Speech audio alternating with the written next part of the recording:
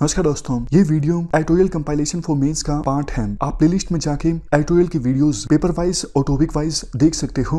और अगर आप दिसंबर 2019 के बाद की वीडियोस को देखना चाहते हो तो वीडियो के नीचे मौजूद ज्वाइन बटन की सहायता से आप मेंबरशिप को ज्वाइन कर सकते हो। चलिए डिस्कशन स्टार्ट करते हैं। आप जीएस पेपर 1 के इस टॉपिक से आर्टिकल को रिलेट कर सकते हो। क्या कंटेस्ट है?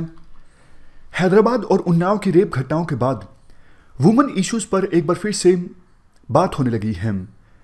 देखो, सोशोलॉजिस्ट का ये मानना है जब से महिलाएं अपना जो ट्रेडिशनल रोल है होम मेकर का, इससे बाहर निकलकर पब्लिक स्पेस में एंटर करने लगी हैं, महिलाओं के खिलाफ क्राइम में वृद्धि हुई है, इजाफा हुआ है। और जैसे जैसे और ज़्यादा महिलाएं पब्लिक स्पेस में एंटर करेंगी, महिलाओं के खिलाफ क्राइम और ज़्यादा बढ़ेंगे। दुखद बात यह है, हैदराबाद में जो रेप की घटना हुई वेटनरी डॉक्टर के साथ, वो काम से ही वापस आ रही थी जब उनके साथ हीनियस कुकृत्य हुआ। देखो, आज भी बहुत से लोगों का ये डीप सीटेड बिलीफ है कि महिलाओं को डोमेस्टिक स्फीयर में रहना चाहिए, महिलाओं को घर से बाहर नहीं निकलना चाहिए। तो वायलेंस जो होता है महिलाओं के अगेंस्ट, वो इसी डीप सीटेड बिलीफ का एक एग्जाम्पल है, मैनिफेस्टेशन है। आप देख लीजिए, आज के समय में महिलाओं का लेबर फोर्स में पार्टिसिपेशन कितना है? सिर्फ 23.3%, जो ऐतिहासिक रूप से काफ़ी कम है। तो बहुत से लोग जो ये बात बोलते हैं कि महिलाएं अब जंग जीत चुकी हैं, महिलाएं घरों से बाहर निकलकर काम करने लगी हैं, कहीं ना कहीं इस फैक्ट में सच्चाई नहीं है। आज भी लेबर फोर्स में पार्टिसिपेशन महिलाओं का काफ़ी ज़्यादा कम है, और जो महिलाएं घर से बाहर निकलती हैं उनके खिलाफ क्राइम भी कम नहीं हो रहे हैं। अभी देखो, प्रेजेंट लोकसभा में महिलाओं की रिप्रेजेंटेशन है 14%, और आज़ादी के बाद से ही महिलाओं की रिप्रेजेंटेशन फिलहाल लोकसभा में हाईएस्ट है। बट देखो, ग्लोबली अगर देखें तो वेरियस असेंबलीज में, दूसरे देशों की जो पार्लियामेंट्स या फिर असेंबलीज हैं, एवरेज महिलाओं की रिप्रेजेंटेशन है 24%। तो ग्लोबल एवरेज से हमारे देश में लोकसभा में महिलाओं की रिप्रेजेंटेशन अभी भी काफ़ी कम है। और 1950 में जब पहली बार लोकसभा गठित हुई थी तो उस समय महिलाओं की रिप्रेजेंटेशन थी सिर्फ 5%। तो पिछले 70 सालों में हम सिर्फ 9% महिलाओं की रिप्रेजेंटेशन को इंक्रीज कर पाए हैं लोकसभा में। और वैसे देखो, काफ़ी सारे हमारे पड़ोसी देश और ऐसे देश जहां पे महिलाओं की कंडीशन काफ़ी ख़राब है, जैसे अफगानिस्तान, पाकिस्तान, सऊदी अरेबिया, इन देशों में भी महिलाओं की जो रिप्रेजेंटेशन है वो भारत के अपेक्षाकृत काफ़ी अच्छी है। अगर हम वेरियस स्टेट्स की बात करें, कुछ स्टेट्स तो ऐसे हैं जैसे त्रिपुरा, नागालैंड, अरुणाचल प्रदेश, हिमाचल प्रदेश और पुराना जम्मू एंड कश्मीर, इन राज्यों में एक भी वुमेन एमपी नहीं है। सोच के देखिए, एक भी वुमेन एमपी नहीं है इन राज्यों में। जबकि नागालैंड तो ऐसा राज्य है जहां पर एक भी महिला एमएलए नहीं है। तो ऐसी सिचुएशन में क्या फिर से डिमांड नहीं उठनी चाहिए कि महिलाओं को रिजर्वेशन प्रोवाइड किया जाए वेरियस स्टेट असेंबलीज में और पार्लियामेंट में? बिल्कुल ठीक समय है ये मांग उठाने का कि महिलाओं को रिजर्वेशन मिलना चाहिए। देखो, 22 साल हो गए उस बात को जब सबसे पहले वुमेन रिजर्वेशन बिल प्रेजेंट किया गया था पार्लियामेंट में 1996 में। उसके बाद 1998 में, 1999 में और 2008 में फिर से वुमेन रिजर्वेशन बिल को पार्लियामेंट में प्रेजेंट किया गया। लेकिन जैसे ही लोकसभा डिसॉल्व हो गई, ये जो बिल थे अपने आप लैप्स हो गए, और काफ़ी सारे लीडर्स की तरफ से विरोध देखने को मिला वुमेन रिजर्वेशन बिल का। शरद यादव, जो उस समय लीडर हुआ करते थे जेडीयू के, उन्होंने तो ये स्टेटमेंट दे दी थी कि जो परकटी महिलाएं आएंगी वो हमारी महिलाओं के लिए काम नहीं करेंगी। परकटी महिलाओं से मतलब शरद यादव का उन महिलाओं से था जो शहर से संबंध रखती हैं, छोटे बाल रखती हैं। तो ये सोच जो है काफ़ी ज़्यादा निंदनीय है। देखो, कॉन्स्टिट्यूट असेंबली में ओरिजिनली टोटल मेंबर्स की संख्या थी 389, वो बात अलग है। बाद में मुस्लिम लीग के मेंबर्स ने कॉन्स्टिट्यूट असेंबली को छोड़ दिया था। तो 389 मेंबर्स में से वुमेन मेंबर्स की संख्या थी सिर्फ 15। तो कितनी कम वुमेन मेंबर्स की संख्या थी कॉन्स्टिट्यूट असेंबली में, आप देख सकते हो। इस वजह से देखो, कॉन्स्टिट्यूट असेंबली की डिबेट्स में वुमेन इश्यूज को ठीक से नहीं उठाया गया। एक क्वेश्चन ये भी उठता है, क्या कॉन्स्टिट्यूट असेंबली ने वुमेन रिजर्वेशन से संबंधित इशू को डिस्कस किया था या फिर नहीं किया था? इसका आंसर ये है, कॉन्स्टिट्यूट असेंबली की डिबेट्स में वुमेन रिजर्वेशन का इशू डिस्कस तो हुआ था, बट कॉन्स्टिट्यूट असेंबली में यह तय हुआ महिलाओं को रिजर्वेशन की आवश्यकता नहीं है।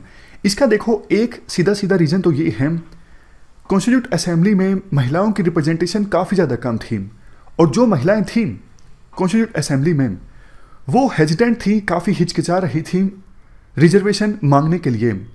उन्हें ये लगता था अगर हम रिजर्वेशन मांगेंगे तो ये महिलाओं की इंटेलिजेंस और कैपेसिटी पर एक प्रकार से सवालिया चिन्ह लगाने वाली बात होगी। मतलब हमारी इंटेलिजेंस पर लोग क्वेश्चन उठाएंगे, आप रिजर्वेशन मांग रहे हो, आपके अंदर कैपेसिटी नहीं है, आपके अंदर इंटेलिजेंस नहीं है, तो ये चीज़ हमारी ग्रोथ के अगेंस्ट चली जाएगी। इसके अलावा उस समय कुछ महिलाओं ने यह भी कहा, विजयलक्ष्मी पंडित, सरोजनी नायडू, ये ऐसे एग्जाम्पल्स हैं कि महिलाएं अपने दम पर तरक्की कर सकती हैं। बट देखो जिन वुमेन मेंबर्स ने ये पॉइंट्स उठाए वो शायद भूल गए कि विजयलक्ष्मी पंडित, सरोजनी नायडू एक्सेप्शंस थी। इसके अलावा बहुत कम महिलाएं ऐसी थी जिन्होंने अपने दम पर ऐसा मुकाम हासिल किया जैसा विजयलक्ष्मी पंडित या फिर सरोजनी नायडू ने हासिल किया। वुमेन मेंबर्स इस बात को भी भूल गई कि महिलाओं के अगेंस्ट किस प्रकार से डिस्क्रिमिनेशन होता है और उनके अगेंस्ट जो प्रेजुडाइज हैं वो किस हिसाब से इंस्टीट्यूशनलाइज हो चुका है। नेक्स्ट पॉइंट आर्टिकल में ये दिया जाता है। इसके अलावा देखो ब्रिटिशर्स ने हमेशा से रणनीति अपनाई थी फूट डालो और राज करो की। विभिन्न धर्मों के बीच विवाद उत्पन्न किया। ब्रिटिशर्स ने अपनी हेगमनी इस्टेब्लिश करने के लिए जात पात के नाम पर हमारे समाज को बांटा। इवन मैन और वुमेन को भी आपस में बांटने की कोशिश की गई ब्रिटिशर्स के द्वारा। गवर्नमेंट ऑफ इंडिया एक्ट 1935 में उस समय महिलाओं को सेपरेट इलेक्टोरेट्स दिए गए थे, यानी सिर्फ महिलाएं ही वुमेन मेंबर्स को चुनेंगी। तो देखो उस समय बहुत सारे लीडर्स ऐसे थे जिनके कंसर्न्स थे कि अगर महिलाओं को रिजर्वेशन दिया जाता है तो जो काम ब्रिटिशर्स कर रहे थे महिलाओं को सेपरेट इलेक्टोरेट करके, वो काम आज़ादी के बाद भी जारी रहेगा। यानी हमारा जो समाज है वो एकजुट नहीं रहेगा, वो मैन और वुमेन के बीच बढ़ जाएगा। तो ये भी एक रीज़न था जिसकी वजह से जब देश आज़ाद हुआ और संविधान बनने जा रहा था, वुमेन मेंबर्स ने रिजर्वेशन की मांग नहीं उठाई, क्योंकि उन्हें लगता था अगर हम रिजर्वेशन मांगेंगे तो कुछ लोग हमारी लॉयल्टी पर सवाल उठा सकते हैं। वो ये बोल सकते हैं आप इंडिया के प्रति लॉयल नहीं हो, इंडिया को आप यूनिफाई नहीं करना चाहते, फिर से बांटना चाहते हो, इसी वजह से आप रिजर्वेशन की मांग कर रहे हो। इसलिए उस समय हंसा मेहता एक मेंबर थी कॉन्स्टिट्यूट असेंबली की, उन्होंने बोला हमें रिजर्व सीट्स नहीं चाहिए, हमें कोटा नहीं चाहिए, हमें सेपरेट इलेक्टोरेट भी नहीं चाहिए, हमें चाहिए सोशल जस्टिस, हमें चाहिए इकोनॉमिक जस्टिस, हमें चाहिए पॉलिटिकल जस्टिस। नेक्स्ट पॉइंट देखो, उस समय कुछ मेल मेंबर्स ऐसे भी थे कॉन्स्टिट्यूट असेंबली के जिन्हें यह लगता था महिलाएं जो हैं वो इतनी कैपेबल नहीं हैं गवर्नमेंट के बड़े पदों पर आसीन हो सकें। उन्हें यह लगता था महिलाएं जो हैं वो मैन के लिए थ्रेट हैं और सोसाइटी का जो मोरल फैब्रिक है उसके लिए भी थ्रेट है। उनका यह मानना था कि संविधान में इनफ प्रोविजंस किए गए हैं महिलाओं के वेलफेयर के लिए, तो वो प्रोविजंस जो हैं वो आने वाले समय में महिलाओं की पोजीशन को जरूर अपलिफ्ट करेंगे। और अगर महिलाओं को रिजर्वेशन दिया जाता है तो मैन के लिए इनफ अपॉर्चुनिटीज अवेलेबल नहीं होंगी और सभी बड़े पदों पर महिलाएं जो हैं वो आसीन हो जाएंगी। बट देखो ये जो कंसर्न्स थे वो सही साबित नहीं हुए। अब आज़ादी के 70 साल बाद आप देख सकते हो लेबर फोर्स में महिलाओं का रिप्रेजेंटेशन कितना है या फिर लोकसभा में महिलाओं का रिप्रेजेंटेशन कितना है, और वो सारे डर कि मैन के लिए इनफ अपॉर्चुनिटीज़ अवेलेबल नहीं होंगी, वो सारे डर भी नखोसला साबित हुए। तो अभी आवश्यकता ये है बदलते समय में महिलाओं को रिजर्वेशन प्रोवाइड किया जाए, क्योंकि पार्लियामेंट और स्टेट असेंबलीज में महिलाओं का पहुंचना मुश्किल साबित हो रहा है। इसके पीछे देखो रीजंस भी हैं।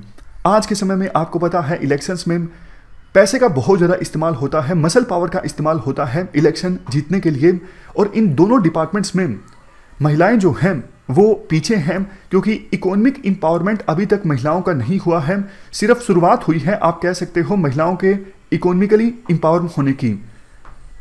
14% महिलाएं एग्रीकल्चर सेक्टर में ऐसी हैं जिनके नाम पर खेत हैं, जिनमें वो काम करती हैं। अदरवाइज तो देखो मेजॉरिटी केसेस में प्रॉपर्टी महिलाओं के नाम ना होकर मैन के नाम होती है। परंपरागत रूप से महिलाओं को डोमेस्टिक रोल्स दिए गए हैं, जैसे होम मेकर का, घर में काम करने का। इस वजह से मसल पावर में भी महिलाएं पीछे हैं। क्रिमिनलाइजेशन जो है पॉलिटिक्स का वो बहुत ज़्यादा बढ़ रहा है और ये भी एक डेटरेंस का काम करता है महिलाओं के पार्लियामेंट और स्टेट असेंबलीज में पहुंचने के लिए। देखो, राइटर ये बोलती हैं, मेरा कहना ये नहीं है कि महिलाएं क्राइम करें, मेरा कहने का मतलब ये है पुरुषों के द्वारा जो क्राइम किए जाते हैं उनको रोका जाए और पॉलिटिक्स का जो क्रिमिनलाइजेशन है उसे रोका जाए, ताकि महिलाओं के लिए और पुरुषों के लिए समान अवसर पैदा हो, किसी प्रकार का ऑब्स्टेकल क्रिएट ना हो महिलाओं के पार्लियामेंट में पहुंचने में। इसके बाद नेक्स्ट पॉइंट राइटर के द्वारा ये दिया जाता है, हालांकि देखो जितनी महिलाएं इलेक्शन लड़ती हैं उनकी सक्सेस रेशो मैन की अपेक्षाकृत ज़्यादा होती है, बट इसके बावजूद पॉलिटिकल पार्टीज के द्वारा कम टिकट्स दी जाती हैं वुमेन को। 2019 के लोकसभा इलेक्शंस में कांग्रेस ने 13% टिकट्स दी महिलाओं को और बीजेपी ने 12% टिकट्स दी महिलाओं को, बट इसके अपेक्षाकृत कुछ छोटी पार्टीज ने काफ़ी ज़्यादा टिकट्स दी महिलाओं को। जैसे तृणमूल कांग्रेस ने 37% सीट्स यानी टिकट्स महिलाओं को दी और बीजेडी बीजू जनता दल जो नवीन पटनायक की पार्टी है, इस पार्टी ने 33% यानी 33% टिकट्स महिलाओं को दी। तो छोटी पार्टीज ने महिलाओं की इंपावरमेंट में काफ़ी अच्छा काम किया है एज कंपेरिजन टू बड़ी parties, for example Congress and BJP. देखो 1/3 रिजर्वेशन दिया जा चुका है ऑलरेडी पंचायत में और अर्बन लोकल बॉडीज में महिलाओं को। तो ग्राउंड लेवल पर बहुत सी महिला लीडर्स इमर्ज होके आई हैं, बट ये भी सच्चाई है बहुत सारी ऐसी महिलाएं भी हैं जो अपने हस्बैंड्स के लिए रबर स्टैम्प का काम करती हैं। मतलब वास्तव में जो काम है वो किया जाता है हस्बैंड्स के द्वारा, और महिलाएं जो हैं वो नाम की सरपंच हैं या फिर नाम की अर्बन लोकल बॉडीज की चेयरपर्सन हैं। तो जब वुमेन रिजर्वेशन बिल पास होगा या फिर चर्चा के लिए आएगा तो इन सब इश्यूज पर भी चर्चा होनी चाहिए। जो कमियां पंचायत में और लोकल बॉडीज में वुमेन रिजर्वेशन में रह गई हैं उन कमियों को दूर किया जाए पार्लियामेंट और स्टेट असेंबलीज में जब महिलाओं को रिजर्वेशन दिया जाए। तो यही आर्टिकल में कहा जाता है लास्ट में भी सीरियस डेलिब्रेशन की आवश्यकता है, लेकिन डिमांड उठनी चाहिए ग्राउंड लेवल से। सिविल सोसाइटी भी आमतौर पर इस मुद्दे पर ज़्यादा कुछ बोलती नहीं है और ग्राउंड लेवल से डिमांड आती नहीं है कि महिलाओं को रिजर्वेशन दिया जाए। जब तक देखो ग्राउंड लेवल से डिमांड नहीं आएगी, हमारी political parties women reservation bill को सीरियस नहीं लेंगी। सभी पॉलिटिकल पार्टीज ने ये वादा किया था 2019 के लोकसभा इलेक्शन से पहले जारी हुए मैनिफेस्टो में कि हम वुमेन रिजर्वेशन बिल पास करवाएंगे, बट देखो बीजेपी को अभी 5.5 साल पूरे हो चुके हैं सत्ता में और उससे पहले 10 सालों तक कांग्रेस रही सत्ता में। किसी पॉलिटिकल पार्टी ने वुमेन रिजर्वेशन बिल को पास करवाने के लिए वो एनर्जी नहीं दिखाई जो उनको दिखानी चाहिए थी और जिनका उन्होंने वादा किया था अपने मैनिफेस्टो में। तो ग्राउंड लेवल से जब डिमांड उठेगी तब विभिन्न पॉलिटिकल पार्टीज सीरियस होंगी और वुमेन रिजर्वेशन बिल को पास करवाने के लिए स्टेप्स लेंगी। तो ये पूरा आर्टिकल हमने डिस्कस किया वुमेन रिजर्वेशन से संबंधित।